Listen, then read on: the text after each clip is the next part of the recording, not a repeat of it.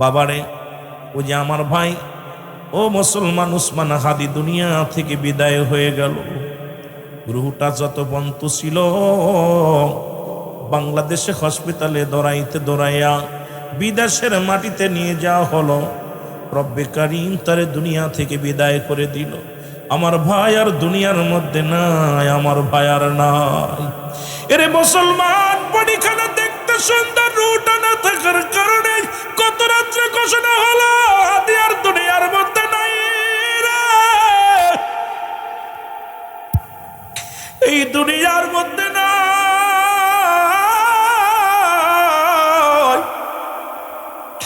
রব্বে কারীম তারে নিয়ে গেছে রে। যুবক বন্ধুরা আমার, জুলাইয়ের যুদ্ধের এক সহকারী যুদ্ধকে হারাইলাম। এই বাংলার একজন দামাল ছেলেকে আমরা হারাইলাম, যার প্রতিধ্বনি, যার আওয়াজ, যার কণ্ঠে থেকে বজ্র কণ্ঠ আওয়াজ থেকে জোরালো আওয়াজ আসতো, আজকে দুনিয়ার মায়া ছেড়ে চলে গেছে। যারা গুলি করেছো গোপনে যাও, তার বাড়ি যেয়ে দেখে আসো। ওই মায়ের কান্নার হাজারি, বাবার কান্নার হাজারি। আইরে সন্ত্রাসীরা, আইরে গুন্ডা বাহিনী, শোনো, যাকে হত্যা করলাম তার বিবিকে তুমি বিধবা বানাইলাম, তার মাকে তুমি দুনিয়ার মধ্যে সন্তানারা করলা, তার বাবা সন্তানকে বাবা হারা করলা, ও মুসলমান ভাইকে ভাই হারা করলা, মাকে মুসলমান মা সন্তানারা করলা। একবার যা গোপনে যদি যা দেখতে মায়ের কান্না, বোনের কান্না, পৃথিবীর মধ্যে কারোর বুকে গুলি চালাইতে পারতে না। ওরে মুসলমান শোনো, বড্ড কষ্ট লাগে হৃদয়ের ভিতরে, বড় কষ্ট লাগে, আঘাত লাগে অন্তরের ভিতরে। আজকে মুসলমান একজনকে দুনিয়া থেকে সরাইয়া দিছ, বিবি পাগল হয়ে গেছে, হাদির বিবি কান্দে, হাদির ভাই মুসলমান শোনো, ওর বোন কান্দে, ভাই কান্দে, সন্তান হারা হইয়া মা বাবা বড় পাগল হয়ে গেছে। একজনকে হারায়া গোটা ফ্যামিলিকে পাগল বানায়া ফেলেছো। আজকে অস্ত্র চালাও কেমন করে একজন মুসলমান হয়ে আর এক মুসলমানের বুকে? এটা বড় কষ্ট হয়। খোদার কসম, যদি বিশ্বাস না হয় ওই মানুষটার বাড়ি একটু গোপনে যায় শোনো। যারা দুনিয়া থেকে বিদায় করে দাও, ওই কান্নাতে আসমান জমিন বাড়ি হয়ে যায়। জোরে জোরে চিল্লায়া বলা যাবে না, ঠিক কিনা? খোদার কসম, আমার খুব কষ্ট হয়। আমার নিজে দেখা, আমার বাড়ির কাছেই একটা মানুষকে হত্যা করার পর স্বামী স্ত্রী দুজনই পাগল হয়ে গেছে। সন্তানকে অটো চালাইতো, সন্তানদের মাইরা ফেলে থুয়ে যাওয়ার কারণে সেই বাবা মা দুইটাই পাগল হয়ে গেছে। আপনাদের পাবনায় হাসপাতালে এখন দুইজনের অবস্থা, ঘর সারা, বাড়ি সারা, সব সারা। তুই তো একজনের বুকে গুলি চালাইলি, কিন্তু তার ফ্যামিলির মধ্যে যারা আছে সবাই তো দুনিয়ার পাগল হয়ে গেল। আজকে কেমনে এক মুসলমান হয়ে আর এক মুসলমানকে গুলি চালাইলি তুই? যদিও শত্রুতায় হয়, যদিও যদি ভুল করে, আহা, পরামর্শ কর, সুযোগ দে কথা বলার সুযোগ দে। মতের সঙ্গে মত মিলতে নাও পারে, আপনার মতের সঙ্গে আমার মত মিলবে না, আপনার ভাষার লগে আমার ভাষা মিলবে না, আপনার স্বাভাবিক সিয়ারার লগে সিয়ারা মিলবে না, এটাই স্বাভাবিক হতে পারে। কিন্তু এই কান্নার যে আজকে পৃথিবীর মধ্যে যে একটা মানুষকে যখন খুন করে, মনে রাখো তুমি যেমন তুমি এক মায়ের কোল খালি করেছ, তুমিও একদিন তোমার কোল খালি হবে। হয় তোমার মা হারায় যা দুনিয়া থেকে চলে যাবে, নাই তোমার বাবা এভাবে চলে যাবে, নাই তোমার ছেলে মেয়ে এরকম খুন হবে, তোমার আওলাদ খুন হবে। কারণ যেটা করেছো তার কর্ম অবশ্যই পাবে। জোরে বলেন ঠিক কিনা? খালি হাদি বিলে না, এরকম যারাই আপনার হত্যাকাণ্ডের সঙ্গে জড়িত আছেন, মনে রাখবেন আপনি আমাকে মারতেছেন, আপনি মনে করছেন আপনি ওকে মারতেছেন না, আপনি ওইভাবে খুন হবেন, আপনার ছেলে ওইভাবে খুন হবে, আপনার ভাই ওইভাবে খুন হবে। মনে করছেন রব্বে কারীম যেদিন ধরবে সেদিন ছাড়বে না। বড় কষ্ট, এগুলো খুবই দুঃখজনক। রাসূলুল্লাহর কাছে 2 নাম্বার পেয়েছিল তার উম্মাতগণ, উম্মাতদেরকে প্রচন্ড ভালোবাসতেন রাসূল। আর সেই উম্মাত হয়ে মুসলমানদের উপরে এই যেভাবে আক্রমণ করতেছি আমরা এক ভাই আর এক ভাইকে। আজকে আমিরুল আমিন সিদ্দিকী মাগুরা থেকে আসবো, আপনার জানাজা তো আমার দাদাই পড়বে, আপনার আরেক ভাই পড়বে, লাশটার ঘাট তো সেই ধরবে, আপনাকে কবর গোরস্থানে নেবে আমার ভাইয়েরা। আপনার প্রতিবেশী যে ইমাম সাহেব, মৌলানা সাহেব, স্থানীয় যারা আছেন, সব দলের মানুষই আপনার জানাজায় আসবে, আপনার কবর খুঁড়বে, আপনার দাফন করবে, কাফন করাবে। তাহলে তাদের সাথে শত্রুতায় করা যাবে না। জোরে বলেন ঠিক কিনা? শত্রুতায় করা যাবে? জীবনের প্রথম প্রথম কাপড় পরিধান করেছি অন্যের হাতে, আবার শেষ কাপড় পরিধান করব অন্যের হাতে। এইটা যদি আপনার জানা থাকে, বোঝা থাকে, তাহলে আপনি জীবনেও কোনোদিন হত্যাকাণ্ডের সঙ্গে জড়িত হতে পারবেন না। জোরে বলেন ঠিক কিনা? প্রথম কাপড় পরাইছে কে? আপনারটা নিজেরটা নিজে পড়ছেন নাকি? আমরা সব নিজেরটা নিজে পড়ছি। ওই মায় পড়াইছে নাই, খালায় পড়াইছে নাই, বুনে পড়াইছে নাই, বাবি পড়াইছে নাই, ভাই পড়াইছে। আবার শেষ বিদায়ের কাপড়টাও অন্য মানুষের সহযোগিতা লাগবে। এই কাপড়গুলো খুলে হয় ছেলে পড়াবে, নাই বাঁচতে পড়াবে, না ইমাম সাহেব পড়াবে, অন্যের সাহায্য নিয়ে তাই কবরে যেতে হবে। এই হলো আপনার আমার জিন্দেগি। এত বড়াই আসে কোথা থেকে, এত মস্তানি আসে কোথা থেকে? আজকে এক ভাইয়ের বুকের মায়ের বুক আরেক ভাই খালি করতেছেন, এটা কলিজার মধ্যে বড় লাগে। আল্লাহ আমাদেরকে দয়া করুক, জোরে বলুন আমিন। এখান থেকে আমরা ফিরে আসি। 100 টাকার জন্য মানুষ মেরে ফেলেছে। আপনারা দেখছেন কুমিল্লাতে তেল পাম্পে 100 টাকা বকশিস পাইছে। এই বকশিসের টাকা ভাগাভাগি করে ও বকশিস পাইছে, করে ভাগ দেয়নি। রাত্রেবেলা ও ছুরি নিয়ে দেশে বসায় মাত্র 100 টাকার জন্য। কয়শো টাকা? 100 টাকার জন্য। কোথায় গেছে মানুষ? বাল্লুয়াকে লাভ। এই দুনিয়াটা পচা, দুর্গন্ধ, মরি। মানুষের চরিত্র হলো কুকুরের চরিত্র। কুকুর দেখেন, কুকুর যদি একটা আপনাদের গ্রামের মধ্যে যদি একটা মরি পড়ে, একটা গরু মারা যায়, যদি খবর পায় কুত্তায়, ওই কুকুরটা আগে যায় ধরলেও আর কাউকে দেবে না। ও দেখবেন ঠিক কিনা, ও কাউকে ভাগ দিবে। বলেন দি ওই কুকুরটা কি অত বড় একটা গরু খাতি পারবে? কথা কন না কেন? 3-4 মন গোশ হবে গরুটার, না 1 মন হলো, না 20 কেজি হলো, কি খাতি পারবে? 20 কেজি খাইতে পারবে, উপরে খাইলে 2 কেজি কি 1.5 কেজি খাইতে পারবে, কিন্তু যাইতে বাইরে দেবে না। আসি যেটা বলেন ঠিক কিনা? ধমক দেয়, কামড়া কামড়ি করে নিজেরা মরে। আর কাক যদি খবর পাইতো যে আপনাদের গ্রামের মধ্যে একটা গরু বা বিড়াল মারা গেছে, কাকের চক্ষু লজ্জা আছে, কা করে সব পাবনার কাকগুলো এক জায়গা করে ফেলো। সাতিয়ার কাক, আপনাদের এলাকার কাক, পাবনার কাক, এরপরে আপনার ওই যে ইসের কি যেন গ্রামটা, জেলার থানার নাম কি, সুজানগর, যত কাক আছে সবগুলো এক জায়গা চলে আইব। আয়া কেউ ঠ্যাং খাবে, কেউ লেজ খাবে, কেউ পেট খাবে, কেউ চোখ খাবে। কাকের চক্ষু লজ্জা আছে, আমার যাইতে বাইরে আমি ঠগাবো না, সবাই বাগযোগ করে খায়। কিন্তু কুকুরের চক্ষু লজ্জা নাই। ঠিক শেষ জামানার মানুষের অবস্থায় এরম হবে, এই মানুষগুলোর চক্ষু লজ্জা থাকবে না। যে দল যাবে সেই দলই চিন্তা করো আমি খাবো, অন্যকে দেবো না। যে ভাই যাবে, যে তোর এর সাথে ওর শত্রুতায়, ওর সাথে ওর শত্রুতায়, এটা তো মুসলমানের আদর্শ হতে পারে না। কারণ আপনি আমাকে বুকে নিবেন, আমি আপনাকে বুকে নিব। আজকে শুরু হয়ে গেছে, এর পাঞ্জামি ছোট, ওর পাঞ্জামি লম্বা, ও কয় 7.5 পাঞ্জামি, ও কয় লম্বা পাঞ্জামি, ও কয় মিসাক করো, ও কয় দাড়ি রাখো, ও কয় দাড়ি এক মুষ্টি রাখো, ও কয় বড় করে রাখো, ও কয় কথা বুঝেনি, ও কয় আপনার কি করে, ও কয় আপনার পাঞ্জাবি ফাড়িয়ে দাও, আর একজন কয় না গোল পাঞ্জাবি বানাও। এই যে ভেদাভেদ বাংলাদেশে শুরু হয়েছে, এটা থেকে যতদিন পর্যন্ত এক ঐক্যের মধ্যে একটা প্ল্যাটফর্মের ভিতরে আমরা আসতে না পারবো, জুতার বাড়ি ইহুদি নাসারাদের হাত থেকে বাঁচা সম্ভব। কথা বলছেন নাই? এক পীর আর এক পীরের দেখতে পারে না, এক মৌলবী আর এক মৌলবী দেখতে, এক ইমাম আর এক ইমামে দেখতে পারে না, এক ইমাম আর এক ইমামের ভুল ধরে, চিন্তা করে ভাই শুনছেন নি? কয় কি? আরে ভাই আপনাদের ইমাম সাহেব তো বিশাল ভুল করছে। কয় কি? সূরা ফাতিহায় ভুল করছে, দোয়াল্লিনের জায়গা জোয়াল্লিন কইছে। তাই নি? আরে কি, আমি তো পিছিয়ে পড়ছিলাম অমুক দিন। তাই নি ইমাম সাহেব কেছে আপনি নাকি ভুল করেন। কোথায় ভুল করছে? আমি তো মুখ্য শিক্ষিত মানুষ। ওই অমুক ইমাম বলো যে আপনি নাকি দোয়াল্লিনের জায়গা জোয়াল্লিন কইছেন। কয় কে বলছি? ইমাম সাহেব। এখন ইমাম সাহেব কয় ভাই পরে বেতন দেন কত? 14,000। কয় আমারে 12,000 দিয়ে। ঠিক কিনা? ঠিক কিনা? কত দিবেন? 12,000। এই ভালো মানুষটারে সরাইয়া দিল। এই যে ষড়যন্ত্র চলতেছে, খালি আপনাদের নিয়ে না, সব জায়গা। যেটা বলেন ঠিক কিনা? এর দুর্নীতির আঁকড়ায় বসে জাহির করে জ্ঞান, কলম দিয়া কামাই টাকা, কলম দিয়া কামাই টাকা, আবার ধরে সাধুর ভান, ওরা শিক্ষিত। ওয়াজ যে কোনে করবো বুঝে খুলবেন, এত ওয়াজ হয়ে যায়, কোন দিকে যাবো? যার দিক তাকায় তার দিক ওয়াজ রয়েছে, যার দিক তাকায় তার দিক ওয়াজ রয়েছে। এই ওয়াজ কি করা যায় একদিনে? বলেন ওরা শিক্ষিত শয়তান, ওরা শিক্ষিত শয়তান, ওরা। আওয়াজ নাই, আওয়াজ না, জোরে। দুর্নীতির আঁকড়ায় বসে জাহির করে জ্ঞান, বলো দুর্নীতি নীতির ওই আকড়ায় বসে এর কলম দিয়া কামাই টাকা, কলম দিয়া কামাই টাকা, আবার ধরে সাধুর ভানোরা শিক্ষি।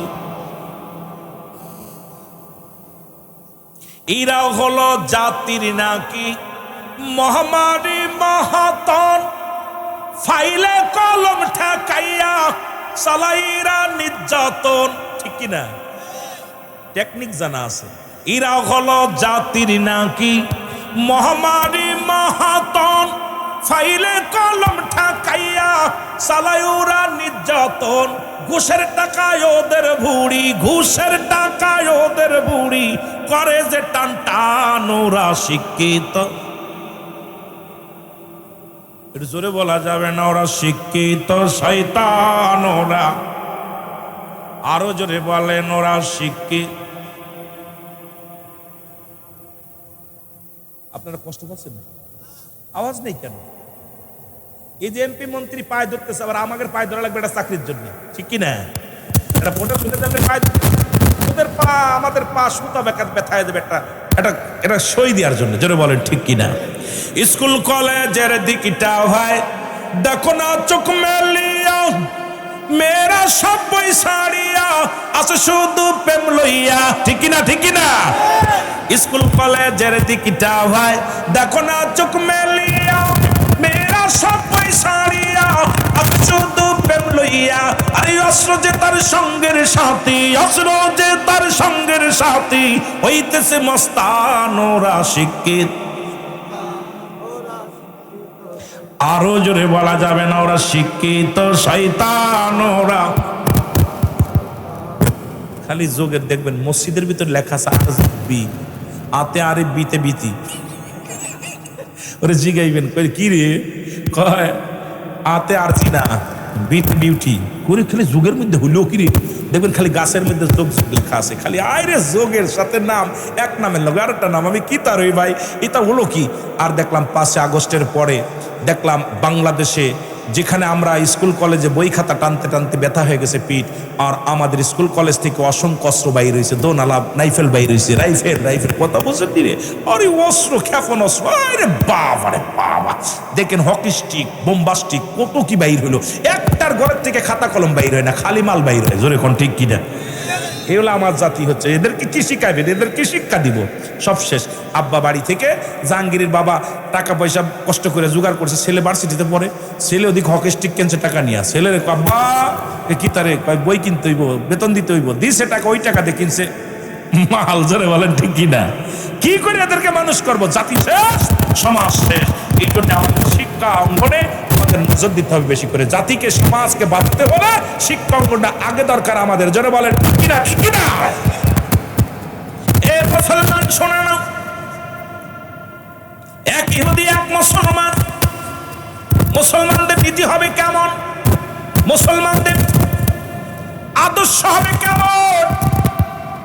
এক মুসলিম আর এক মুসলিম দুজন একটা জামা বা মুসলমান একটা জামা নিয়ে দাবি করলেন। ইহুদি বলে জামাটা আমার, মুসলমান বললে জামাটা আমার। খুব খেয়াল করবেন। এই মৌলানা ভিতরে বসেন কেন? উপরে আসেন, উপরে আসেন। আপনি বক্তা মানুষ, অনেক বক্তা আছে, আমার অনেক ভালোবাসার মানুষ আছে, প্রাণ থেকে অনেকেই ফোন দেয়, ভালোবাসার সালাম দেয়, প্রাণটা ভরে দেয়। এদের ভালোবাসা পায়। দুইজন মুসলমান একটা জামা বা একটা কোট। খুব খেয়াল। বলতেছে উনি সবাই মিলে চলে গেলেন। যুবক রাসূলুল্লাহর কাছে চলে গেলেন। কার কাছে? আমার নবীর কাছে চলে গেলেন। নবীজির কাছে যা বলেন, ইয়া রাসূলুল্লাহ, ইয়া হাবিবাল্লাহ, নবী গো, এই জামাটার মালিক আমি। ইহুদি বলে মালিক আমি, মুসলমান বলে মালিক আমি। নবীজি দুজনের কথা শুনে রায় দিলেন, এইটার মালিক হলো ইহুদি, অমুসলিম মালিক। সঙ্গে সঙ্গে মুসলমানটা মনে বড় কষ্ট পাইলেন যে আমি দাড়িওয়ালা, আমি টুপিওয়ালা। খুব খেয়াল, আমি দাড়িওয়ালা, আমি টুপিওয়ালা, আমি বড় বুজুর্গ মানুষ, রায়টা নবীজি আমার পক্ষে দিবে। কিন্তু আমার নবীজি আমার পক্ষে রায় দিল না। এখন মুসলমান আমরা কি করবো? নবীজি যেহেতু রায় দিল না, আমার পক্ষে রায় দিল না, সুতরাং কেমন মুসলমান, একজন অমুসলিমের রায় দিল, আমি মানতে পারি না। ইহুদি বলে, ভাই যেহেতু আপনার নবী আমার কোন যাজক, আমার কোন হিন্দু, আমার খ্রিস্টান কোন যাজক এই রায়টা দেয় না, রায়টা দিছে যেহেতু আপনার নবী রাহমাতাল লিল আলামিন, সুতরাং এই রায় হয়েছে এই কাপড়টা, এইটা সম্বলটা, এইটা আমার মালিক। মুসলমান ব্যক্তি বললেন, খুব খেয়াল, মুসলমান বললেন এইটা যেহেতু নবীজি বিচার করছে, নবীর বিচার আমি মানি না, চলো আবু বকরের কাছে যাই। কার কাছে? নবীর বিচার প্রত্যাখ্যান করলেন মুসলমান। খুব খেয়াল, ওয়াজটা সামান্য অল্প একটু আওয়াজ। নবীর কাছে এইবার হযরত ওমর আবু বকর রাদিয়াল্লাহু তাআলার কদমে গেলেন, সালাম দিলেন মুসলমান, আসসালামু আলাইকুম ভাই আবু বকর। আবু বকর বলে, ওয়ালাইকুম আসসালাম, একটা ঝামেলায় পড়ে আপনার কাছে আসছি। বলে, আগে কি কারুর কাছে গেছিলেন? গেছিলাম, রাহমাতুল লিল আলামিনের কদমের মধ্যে গেছিলাম। নবীজি কি বিচার দিছে, কি ফয়সালা দিছে? নবী ফয়সালা দিছে, আমি নামাজি ব্যক্তি, আমি মুসলমান, আমি আপনার দলের মানুষ, এইটার তো দাবিদার, এই কম্বলটা আলো, এইটার দাবিদার আমি, এই পোশাকটার দাবিদার আমি। কিন্তু নবীজি রায় দিছে, অমুসলিমরে দিয়া দিছে, আমি মানতে পারি না, আপনার কদমে আসি। আবু বকর বলে, ভাই আপনি যতই মুসলমান হন না কেন, আমার নবীজি রায় দিছে, এই রায়ের উপরে আমার হাত দেওয়ার ক্ষমতা নাই। রাহমাতুল লিল আলামিন যে রায় দিছে এই রায়টাই আমার, সুতরাং আপনি উনিয়ে নেন, মেনে নেন, যেহেতু ওই কাইটার দাবিদার ইহুদি এবং আপনি, সুতরাং ইহুদিকে যেহেতু রাসূল দিয়ে দিছে, ওই ইহুদিকে এইটা মালটা আপনি দিয়ে দেন। জোরে বলেন না মারহাবা। এইবার মুসলমান চিন্তা করেন, দাড়িওয়ালা টুপিওয়ালা চিন্তা করেন, কেমন রায়, যেহেতু রায় হবে আমার পক্ষে, আমার পক্ষে রায় দিল না নবীজি, আমার পক্ষে রায় দিল না আবু বকর, আমি কেমন মুসলমান? উন্ডা আমারে চিনল না, আমি দাড়িওয়ালা টুপিওয়ালা, আমার পক্ষে না যায় একজন ইহুদির পক্ষে গেলেন। চলো যাই। ইহুদি বলেন, ভাই নবীজি রায় দিছে আমার পক্ষে, আবু বকর রায় দিছে আমার পক্ষে, আর কার কাছে যাবেন? এখন আপনি মেনে নেন। না মানবো না, চলো যাই হযরত উমর ফারুক রাদিয়াল্লাহু তাআলার কদমের মধ্যে। বলে, ভাই উমরের কাছে কেন যাব? চলো যাই, উমর যদি যে রায় দিবে আমি সেই রায় মেনে নেব। ইহুদি বলে, চলেন তাহলে যাই, যেহেতু আপনি দুইটা রায় মানতে পারেন নাই, চলেন উমরের কাছে চলে যাও। হযরত উমর ফারুক রাদিয়াল্লাহু তাআলার কদমের মধ্যে চলে যায়। উমর ফারুক রাদিয়াল্লাহু তাআলার কদমের মধ্যে যা সালাম বিনিময় করে বলে, আমিনুল মুমিনিন, আপনার কদমের মধ্যে আছি, এই জামাটার মালিক আমি, সুতরাং এটা আমি দাবি করলাম, এটা আমার মাল। ইহুদি বলে, হুজুর এটা আমার মাল। তুমি কে? আমি ইহুদি। তুমি কি? আমি মুসলমান। আপনি দেখছেন না আমি নামাজি ব্যক্তি, নামাজ পড়ে কপাল ছুলে ফেলেছি, কথা বোঝেননি? এখনো অসংখ্য হাজি আছে ঘুষের মধ্যে, সুদের মধ্যে আছে, এখনো পরের জমি ঠেলে খায়। মুসলমান শুনে না, পরের ফসল খাওয়ায়। মুসলমান বাজার করতে যায়, মাছ ঠুকায়, আগে ঘর ব্যাগের ভিতরে থুয়া দেয়। এমনও মৌলবি আছে, জোরে জোরে চিল্লায় বলেন ঠিক কিনা? আছে না ভাই? হযরত উমর ফারুক রাদিয়াল্লাহু তাআলা ডাক দে বলে, ইহুদি, ও ইহুদি, তুমি কি ফয়সালা যা হয় মেনে নিব? বলে, জি হুজুর আমি মেনে নিব। মুসলমান রে বলে, তুমি কি মেনে নিব? কয়, জি মেনে নিব। তাহলে আমার কাছে আগে বলো, যেহেতু আমার কাছে আসছো, আমার আগে কি কোনো কারোর কাছে গেছিলেনি? ইহুদি বলে, হুজুর বেয়াদবি মাফ করবেন, এক নম্বরে গেলাম, যে তুমি মুসলমান, দাড়িওয়ালা টুপিওয়ালা, উনাকে নিয়ে উনি আমারে বললেন চলো রাহমাতুল লিল আলামিনের কদমে। আমি নবীজির কদমে গেলাম, আমার নবীজি আমার কথা শুনলেন, ওনার কথা শুনলেন, শুনে রায় দিলেন আমার পক্ষে। এইটার মালের দাবিদার আমি হয়ে গেলাম, মালিক হয়ে গেলাম। হুজুর এটা মানে নাই। এরপরে চলে গেলাম হযরত আবু বকর সিদ্দিক রাদিয়াল্লাহু তাআলার কাছে। উনি রায় দিলেন, নবীজি যেভাবে রায় দিছে ঠিক একইভাবে রায় দিলেন। উনি মানতে পারে নাই। এবার আমারে বললেন, এইবার চলো আপনার কাছে, আপনি নাই পরাণায় বাদশাহ, কারণ আপনাকে দেখে দুনিয়ার মানুষ ভয় পায়। কয়, খলিফা হযরত উমরের কদমে গেলে ন্যায় বিচার পাবো, ন্যায্য বিচার পাবো, এই জন্য আমি আসছি। হুজুর আপনি যে রায় দিবেন আমি মেনে নিব। বলে, দাঁড়াও রে ইহুদি, আমি রায় দিব, একটু ঘুরে আসি। ভিতর থেকে যাইয়া খোলা তরবারিয়া নিয়া, ও মুসলমান শুনে নাও, মুসলমানের একটা কবে শিরচ্ছেদ করে দিছে। আরে আমার নবীর রায় যে মানে না, আবু বকর রায় যে মানে না, আমি উমরের কাছে সেই রায় সেই বিচার হলো। এই দুনিয়ার মধ্যে ওর বাঁচার কোনো ইখতিয়ার নেই। জোরে জোরে বলেন মারহাবা। আর একটু জোরে বলেন। আরে আমার নবীর রায় মানে নাই, কত বড় বদ! আমার ভাই আবু বকর রায় মানে নাই, ওকে দ্বারা জীবনের মতো শিক্ষা দিব। এইবার দাড়িওয়ালাকে যখন হত্যা করলেন, রব উঠে গেল সমাজের মধ্যে। হযরত উমর দাড়িওয়ালা টুপিওয়ালাদেরকে হত্যা করেছে। নবীর কাছে খবর চলে গেল, ইয়া রাসূলুল্লাহ, ইয়া হাবিবাল্লাহ, উমর একজন মুসলমানকে হত্যা করেছে। রাসূলুল্লাহ আমার নবীজির কাছে যখন এই খবর চলে গেলেন, পুরো মক্কা মদিনায় সবার মুখে মুখে রব উঠে গেল, মুসলমান। উমর কেমন মুসলমান? সে একজন মুসলমান হয়ে মুসলমানকে হত্যা করলো, এটা বড় অপরাধ করেছে উমর। সুতরাং উমরের বিচার, উমরের জন্য বিচারের জন্য রাসূলুল্লাহর কদমে যাব। অসংখ্য সাহাবীরা আসলেন, মক্কা মদিনার নেতারা আসলেন, উমরের বিচার হবে। রাসূলুল্লাহর কাছে আসলেন, নবীজি রায় দিবেন যে যেহেতু উমর মুসলমান হত্যা করেছে, আমার নবী রায় দিবেন।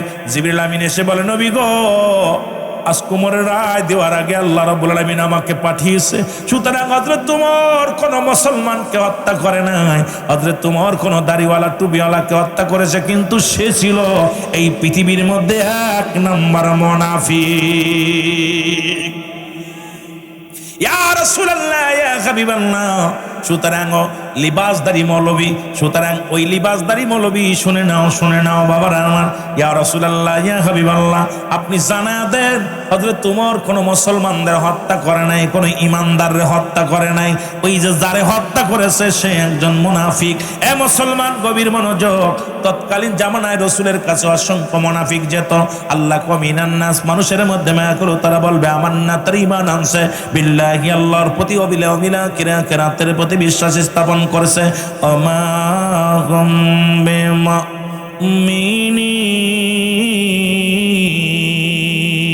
তৎকালীন জামানা মুনাফিক ছিল, অসংখ্য মুনাফিক ছিল। এ মুসলমান শুনে নাও, পৃথিবীর মধ্যে এরকম মুনাফিকের কারণে ইসলামটা আজকে 12টা বাজতে চললো। ধোঁকাবাজ মানুষের মুখে বলে একটা, অন্তরে করে আর একটা। আজকে ইসলামের দোহাই দিই, মাহফিলে বইয়া বড় বড় কথাগুলো বলি, বড় বড় ফতোয়া দিই, কিন্তু আমার বেলায় 12 আনা শেষ 16 আনা ঠিক আছে, অন্যের বেলায় 4 আনা মুসলমান। এটা মুনাফিকি চরিত্র পরিবর্তন করা লাগবে। জোরে জোরে বলেন ঠিক কিনা? একটু মহব্বতের সঙ্গে দুরূদ শরীফ পড়েন, আল্লাহুম্মা।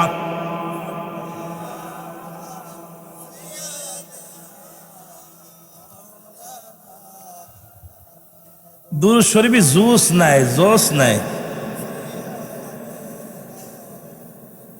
ওরে আসবে কবে সুখের একটা দিন গো এলাহি, আসবে কবে সুখের একটা দিন, বলো আসবে কবে,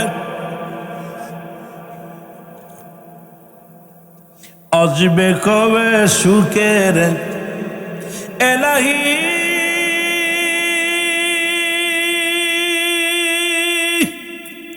আল কোরআনের বিধান মেনে চলি যদি সত্য পথে, নবীর পথে জীবন দিব বিলীন। নবীজির বিধান মেনে চলব যে আমি ওগো এলাহি, আসবে কবে সুখের একটা দিন, বলো আসবে কবে এলাহি, আসবে কবে সুখের এ দুনিয়ার মুসলমান।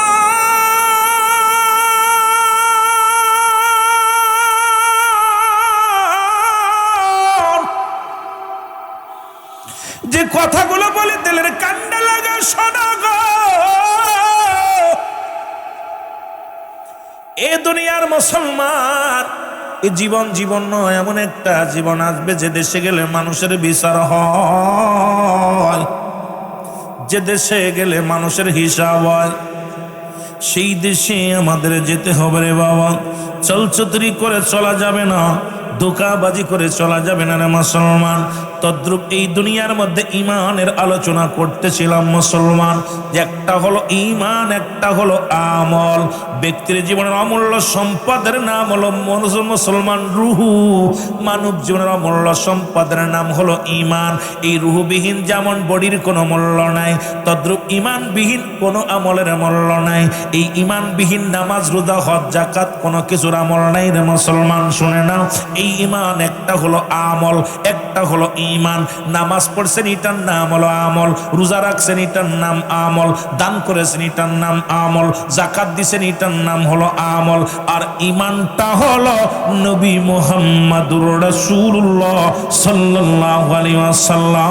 জোরে জোরে চিল্লায়া বলা যাবে না মারহাবা। যেন আজকে মুসলমানরা অর্থলোভী হয়ে গেছে, দুনিয়ার মধ্যে মুসলমান ইমান হারায় ফেলতেছি। এ দুনিয়ার মুসলমান এদের এই মিষ্টি কথায় কখনো ভুলে যাওয়া যাবে না। অমুসলিমরা কখনো মুসলমানের বন্ধু ছিল না, কিয়ামত পর্যন্ত তারা আমাদের বন্ধু হতে পারে না, কারণ তাদের অন্তর থেকে আমাদেরকে ফারেক হবে অনেক। এই জন্য নবী বলছে, যখন তুমি রাস্তা দিয়ে চলবে তখন এমন ভাবে যাতায়াত করবে, যদি কোনো অমুসলিম আগমন করে বাধ্য যেন হয় সে তোমাকে পথ ছেড়ে দিতে, তুমি যেন তারে পথ না দাও। তারে তুমি রাস্তায় এমন ভাবে চলবা সে বাধ্য হয়ে নিচেতে চলবে। কিন্তু আমার দেশের পাঁচটা মৌলবীরা, পাঁচটা আলেমরা এখন আজকে অমুসলিমদের ঘাড়ে উঠাইতেছে। জোরে জোরে বলেন ঠিক কি না? হয়তো আমার পরে কিছু মৌলবীরা বেজার হবে। নবীজি বলছে, আলেম ওলামা আছেন, নবীজি বলছে এমন ভাবে রাস্তাতে চলবা, বাধ্য হবে তোমাদেরকে পথ ছেড়ে দিতে, রাস্তা ছেড়ে দিতে। আর আমি আপনি যদি সিয়াজ ছেড়ে দিই তাহলে আমাদের 12টা বাজাইবো না? কথা কয় না কেন? ঘোষণা কার? ঘোষণা কার? নবীজির। নবীজি বল, তোমরা যখন রাস্তাতে যাবা, তোমরা যখন অমুসলিমদের দেখবে এমন ভাব দেখাবা, এমন ভাবে চলবা। আমি হিংসা করতেছি না। আজকে আমার দেশে দেখলাম কিছু কিছু ভাইয়েরা ক্যান্ডিডেটও দিছে হিন্দু। ঠিক, এদেরকে আমি কেমনে, আমার ইসলামটাকে 12 বাজানোর অধিকার আপনাকে দেওয়া হয় নাই। ইসলামটা শান্তি দিবেন। এই ইসলামের আবিধানিক শাব্দিক অর্থ হলো 80 থেকে 82টা।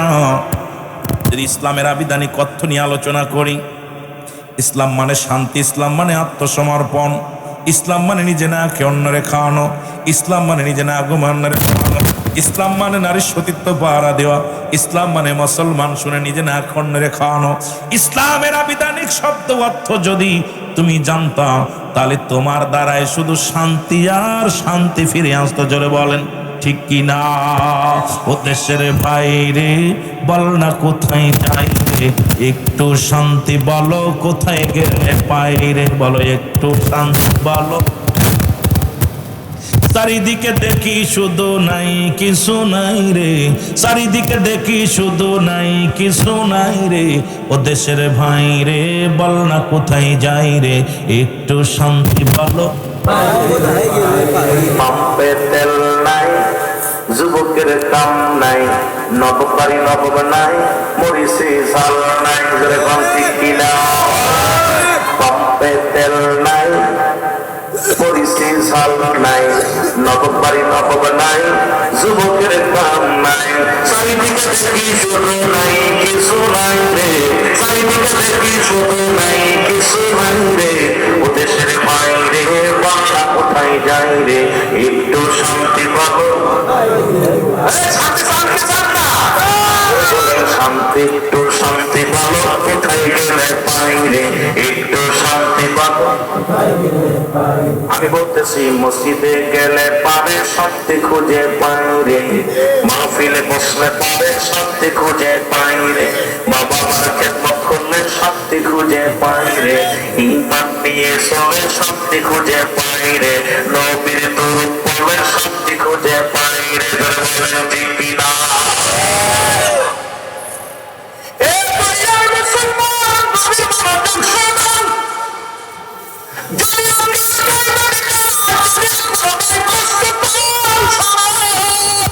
আমলগুলো বরবাদ হয়ে যাবে। আর ঈমানটা হলো নবী মুহাম্মদুর রাসূলুল্লাহ সাল্লাল্লাহু আলাইহি ওয়াসাল্লাম। জোরে বলো মারহাবা। ব্যক্তির জীবনের অমূল্য সম্পদের নাম হলো ঈমান।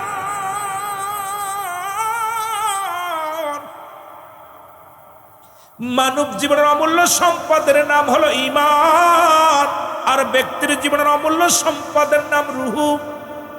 এই রূহবিহীন যেমন বডির কোনো মূল্য নাই,